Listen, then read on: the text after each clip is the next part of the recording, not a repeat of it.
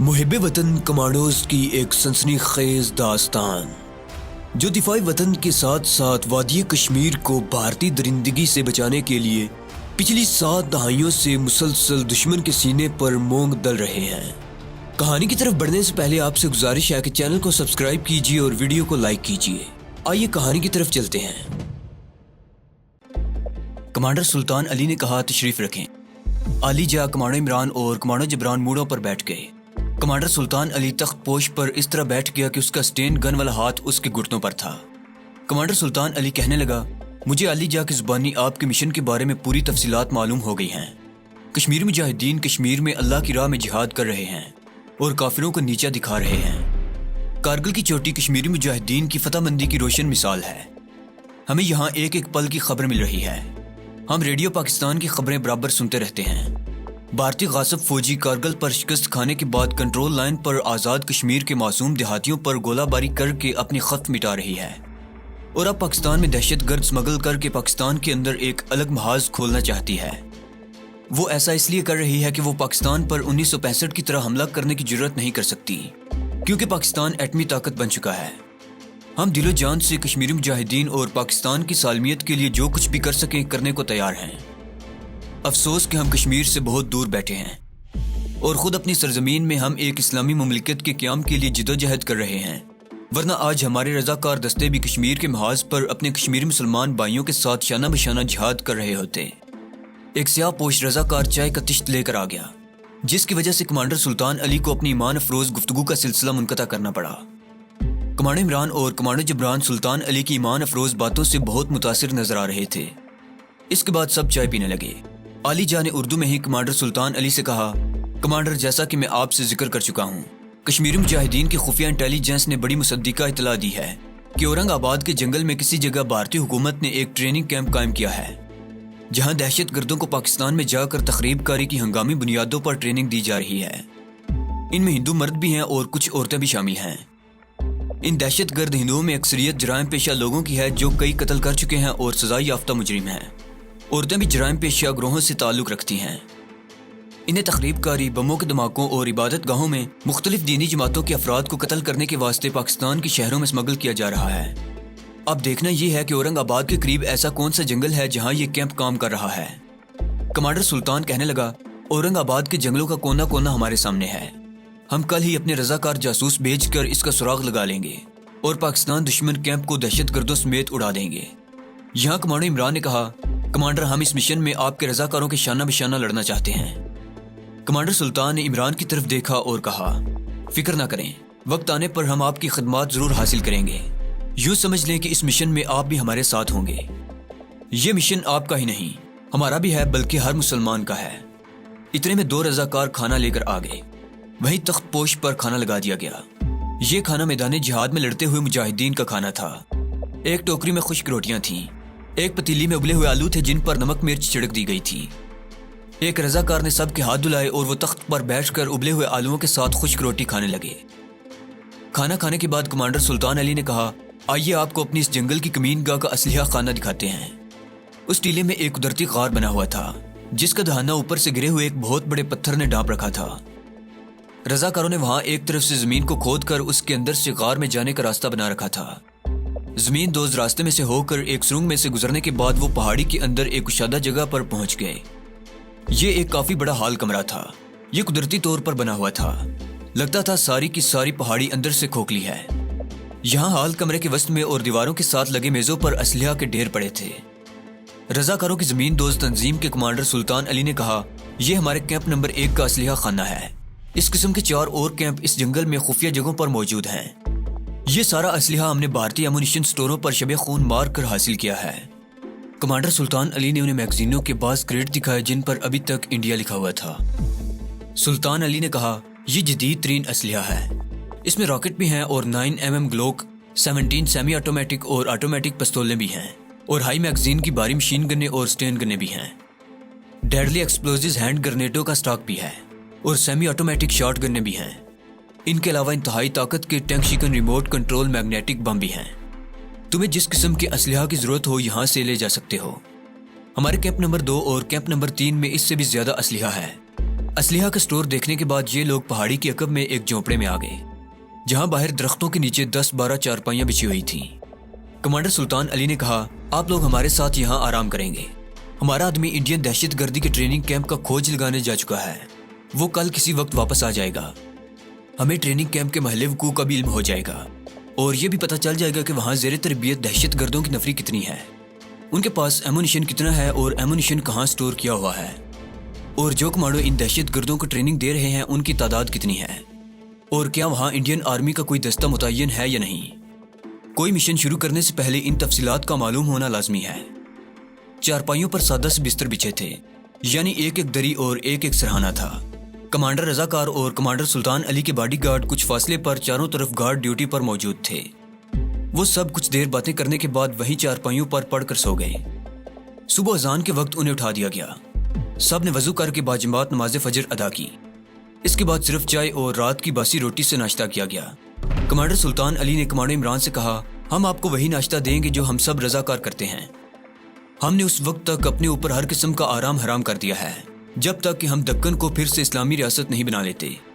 آپ لوگ یہاں رہیں، مجھے واپس جانا ہے۔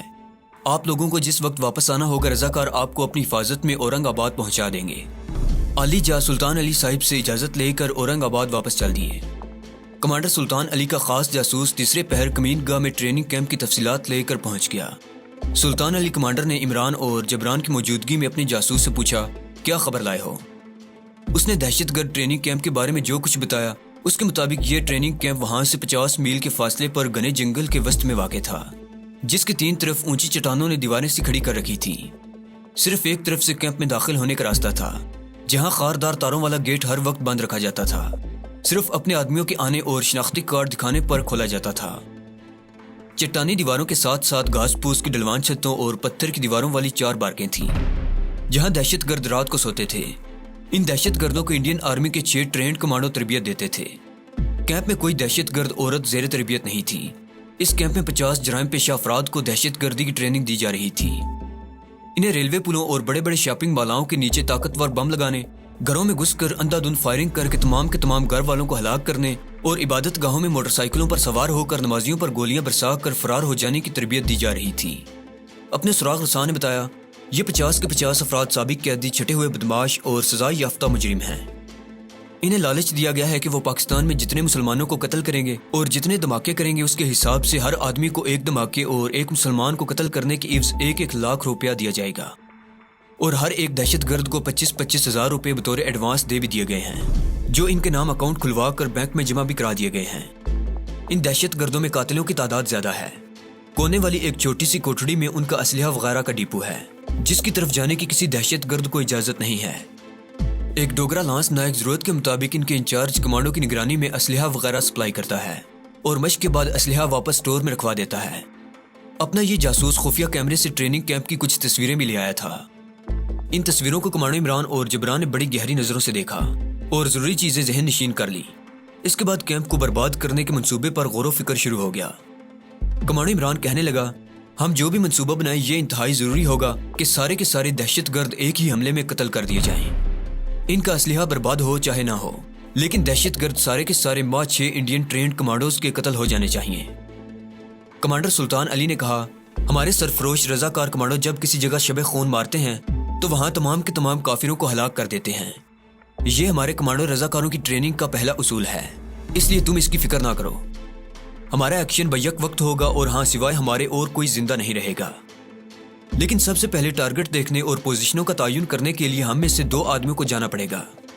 ان 2 آدمیوں میں سے ایک میں خود ہوں گا اور دوسرا، کمانڈو عمران نے اپنے آپ کو پیش کرتے ہوئے کہا، اور دوسرا آدمی میں ہوں گا۔ میں آپ کے ساتھ ریکی کرنے جاؤں گا۔ میں اور جبران ہم مکمل طور پر تربیت یافتہ کمانڈوز ہیں، جبران پیچھے رہے گا۔ کمانڈر سلطان علی نے مسکراتے ہوئے کہا، ٹھیک ہے، تم میرے ساتھ چلو گے۔ ہم آج رات کو دیکھ بھال کے اس مشن پر جائیں گے۔ باقی کا دن کمانڈر عمران اور جبران نے کمانڈر سلطان علی کے ساتھ دیکھ بھال کے مشن کی تفصیلات طے کرتے گزارا۔ ان کے ساتھ وہ رضاکار بھی بیٹھا تھا جو دہشت گردوں کے تربیتی کیمپ کی سراغ رسانی کر کے آیا تھا۔ یہ رضاکار بھی سلطان علی اور عمران کے ساتھ رات کے ریکی مشن پر جا رہا تھا۔ ان رضاکاروں کے پاس 3 فوجی جیپیں بھی تھیں جو انہوں نے جنگل میں ہی ایک جگہ چھپائی ہوئی تھی، مگر وہ جیپوں پر نہیں جا رہے تھے کیونکہ جنگل اتنا گھنا تھا کہ وہاں جیپ نہیں جا سکتی تھی۔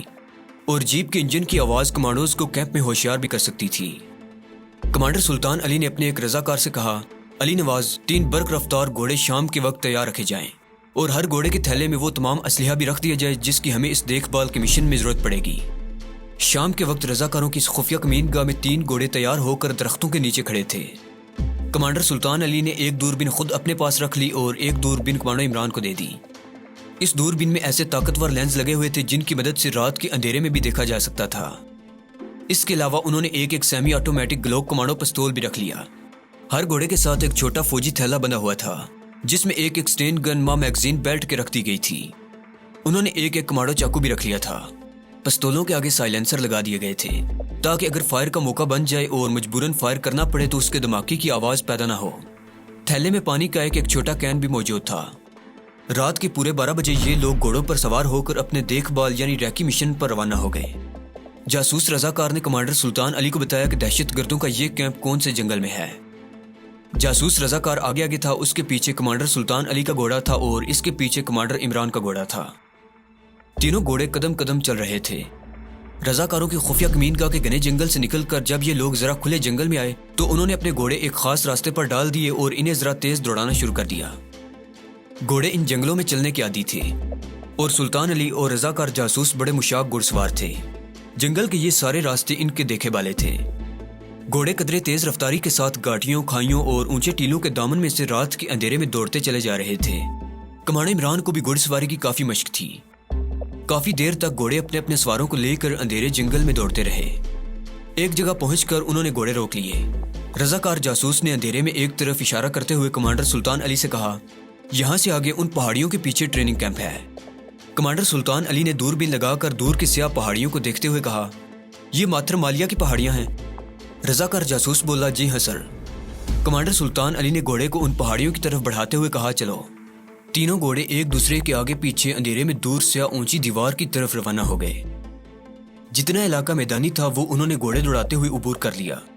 इसके बाद ऊंचे ऊंचे दरख्तों का सिलसिला शुरू हो गया। यहाँ घोड़ों की रफ्तार हल्की हो गई। आखिर वो मात्र मालिया की पहाड़ियों के दामन में पहुंच गए। रजाकार जासूस ने इन्हें एक पहाड़ी दर्रे में से गुजारा तो दर्रे के आखिर में पहुंचकर रजाकार जासूस ने अपने घोड़े की बागें खींच ली और बोला, सर यहाँ से हमें सामने वाली पहाड़ी की चढ़ाई चढ़नी होगी। घोड़े इसी जगह छोड़ने पड़ेंगे। कमांडर सुल्तान अली और कमांडर इमरान घोड़ों से उतर गए। उन्होंने थैलों में से अपनी अपनी स्टेन गन निकाल कर कंधों से लटका ली। कैन में से थोड़ा थोड़ा पानी पिया और पहाड़ी की चढ़ाई चढ़नी शुरू कर दी। यहाँ रजाकार जासूस इन्हें गाइड कर रहा था। पहाड़ी की चढ़ाई दुश्वार नहीं थी, पहाड़ी भी ज्यादा बुलंद नहीं थी। फिर भी उन्हें पहाड़ी के ऊपर पहुंचते पहुंचते आधा घंटा लग गया। पहाड़ी की चोटी पर पहुंचकर रजाकार जासूस ने नीचे इशारा किया और आहिस्ता से कहा, सर नीचे जो चट्टानों की 4 दीवारी से नजर आ रही है यही दहशतगर्दों का कैंप है। कमांडर सुल्तान अली और कमांडो इमरान वहीं बैठ गए। उन्होंने अपनी अपनी दूरबीन आंखों से लगाकर नीचे देखा। कमांडो इमरान सुल्तान अली के बिल्कुल साथ बैठा था। रात की तारीकी में उसने एक धुंधला धुंधला मगर नजर आने वाला मंजर देखा। चट्टानें ज्यादा ऊंची नहीं थी। उनके अंदर एक खुला मगर छोटा सा मैदान था जहां एक जानिब ढलवान छत वाली 3 बारकें थी। सामने की जानिब कोई चट्टान नहीं खड़ी थी। उस तरफ एक गेट बना हुआ था जो बंद था और जिसके बाहर एक मुसल्लह सिपाही का धुंधला सा साया दिखाई दे रहा था। ये गार्ड था और रात के पहरे पर था। कमांडर सुल्तान अली ने आहिस्ता आवाज में कमांडो इमरान से कहा, हमें इन चट्टानों के पास जाना चाहिए। यहाँ से हम अपने कमांडो एक्शन की पोजीशनों का तयन नहीं कर सकते। कमांडो इमरान ने धीमी आवाज में कहा, चलें नीचे चलते हैं। कमांडर सुल्तान अली ने अपने जासूस रजाकार से कहा, अली नवाज तुम यहाँ ठहरो, हम नीचे जा रहे हैं। इसके साथ ही कमांडो सुल्तान अली और कमांडो इमरान पहाड़ी की दूसरी तरफ वाली ढलान उतरने लगे। उतराई आसान थी। वो 10-15 मिनट में ही पहाड़ी के नीचे आ गए। सामने चट्टानें खड़ी थी, वो वहीं दुबक कर बैठ गए और दूरबीन से जायजा लेने लगे कि रात के वक्त कोई गश्ती पार्टी तो गश्त नहीं लगा रही। 3-4 मिनट तक वो चट्टानों के इर्द गिर्द देखते रहे। इसके बाद कमांडर सुल्तान अली ने सरगोशी में कहा, गश्ती पार्टी कोई नहीं है, हमें किसी चट्टान पर चढ़ना होगा, आ जाओ। दोनों मुजाहिद झुक कर चलते एहतियात से कदम रखते सामने वाली चट्टान की तरफ बढ़े। चट्टानें ज्यादा बुलंद नहीं थी और दरमियान वाली चट्टान सीधी नहीं थी। जरा सी ढलान थी और इस पर जंगली झाड़ियां भी उगी हुई थी। कमांडर सुल्तान अली ने इन झाड़ियों की तरफ एक खास इशारा किया जिसका मतलब था कि हम इन झाड़ियों को पकड़कर चट्टान के ऊपर चढ़ने की कोशिश करेंगे। कमांडो इमरान कमांडर सुल्तान अली के साथ दबे पांव चलता चट्टान की तरफ बढ़ा। चट्टान के नीचे अंधेरा था। वो अंधेरे में चट्टान के साथ लग कर साकत हो गए। जब इन्हें इत्मीनान हो गया कि इधर कोई फौजी पहरे पर गश्त नहीं लगा रहा तो उन्होंने झाड़ियों को पकड़ पकड़ कर चट्टान पर चढ़ना शुरू कर दिया। ان جنگلی جھاڑیوں کی وجہ سے چٹان پر چڑھنا آسان ہو گیا تھا۔ تھوڑی دیر بعد وہ چٹان کے اوپر تھے۔ چٹان کے اوپر پہنچتے ہی وہ پیٹ کے بل لیٹ گئے اور دوربین لگا کر نیچے دیکھنے لگے۔ دوربینوں کے لینس نے انہیں دکھایا کہ نیچے چٹان کے سائے میں 3 بارکیں تھیں۔ سامنے بانس کا خاردار تاروں والا گیٹ تھا جو بند تھا۔ اس کے آگے ایک مسلح سپاہی ٹہل رہا تھا۔ گیٹ کے ساتھ ہی اندر کی جانب ایک کوٹھڑی بنی ہوئی تھی، شاید یہاں اسلحہ وغیرہ رکھا ہوا تھا۔ بارکوں کی چھت گھاس پھوس کی تھی۔ اس چھت میں سے سٹین گن کی گولیاں گزر کر بارکوں کے اندر سوئے ہوئے دہشت گردوں کو بوند سکتی تھیں۔ ان پر فائر کیے گئے راکٹ ان بارکوں کو جہنمی شعلوں میں بدل سکتے تھے۔ اس مشاہدے کے بعد وہ چٹان پر سے اتر کر واپس پہاڑی کی طرف آ گئے۔ یہ دکن کی وسطی جنگلوں کی ماتھر مالیہ کی پہاڑیاں تھیں، جس پر سے اترنے کے بعد تینوں مجاہد ان درختوں کی طرف بڑھے جہاں ان کے گھوڑے بندھے ہوئے تھے۔ وہ خاموشی سے گھوڑوں پر سوار ہوئے اور اپنی کمین گاہ کی جانب روانہ ہو گئے۔ رضاکاروں کی خفیہ کمین گاہ پر پہنچ کر وہ سب ایک دوسرے کو شب بخیر کہہ کر سو گئے۔ کمانڈر سلطان علی نے عمران سے کہا صبح بات ہوگی، اور اس کے بعد وہ بھی آرام کرنے چل دیا کیونکہ رات بہت ہو چکی تھی اور جس مقصد کے لیے وہ آئے تھے وہ پورا ہو گیا تھا۔ اگلے دن کمانڈر سلطان علی صبح نماز فجر کے بعد اپنے 2 باڈی گارڈ کے ساتھ جیپ پر کسی جگہ روانہ ہو گیا، جس کے بارے میں اس نے عمران اور جبران کو کچھ نہیں بتایا تھا کہ وہ کہاں جا رہا ہے اور کس وقت واپس آئے گا۔ وہ سپہر کے بعد واپس آیا۔ عمران اور کمانڈر جبران کو لے کر اپنے سادہ سے جھونپڑے میں بیٹھ گیا اور کہنے لگا، ہم آج رات ٹریننگ کیمپ پر شب خون ماریں گے۔